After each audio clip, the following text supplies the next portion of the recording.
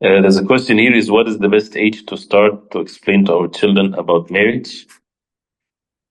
One thing is when we're raising our children, right? We raise the boys different than we raise the girls and vice versa. Education, everybody is educated, of course, mashallah. But we gear them in the way that we raise them, preparing them, for what they're supposed to be in the future. So, for example, when Aisha radiallahu anha, she has the doll or so, and she take care of it. And for the girls, they know how to take care of babies and things like, this is something that is even with playing and things like this and cooking set and things like this, the things that she would do at home and things of that nature. We don't raise the girls to be boxers, for example, right?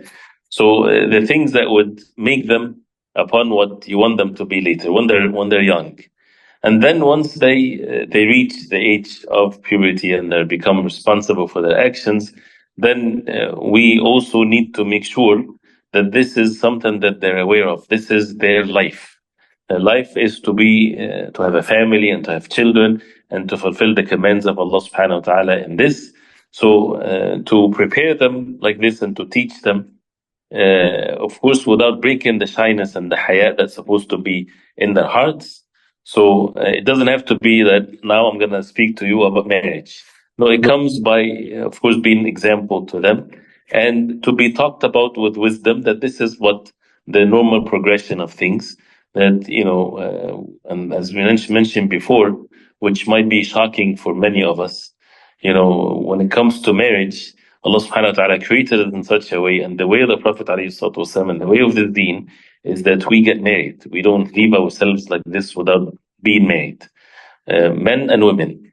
So once a person is ready, and the readiness of it is age-wise, of course, and mental capacity, which is a very important thing, right? Meaning that's why we need to raise them to be responsible and to be aware of this and not to keep on having the childhood time to be prolonged. So with that, then it becomes easy, inshallah ta'ala. Once they have this, then this is something to be introduced to them. And we have to be careful with the environment. For example, for girls, I'm talking about girls, for example. When they go to school and all of the girls in the class, what's their objective in life? Is to go to this college and to go to that college and to be a career woman this place and to be this and that. And marriage is not something that is being discussed, and it should be discussed, should not, because it's shyness and so on. But the priorities are completely, without in the proper order of it, right? And that means what? That means households that are corrupted.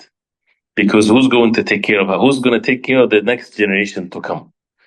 Right? When both of them, men and women, are competing out there in the greed environment of making money, and no one is taking care of individuals to be raised as believers and to learn their deen and so on.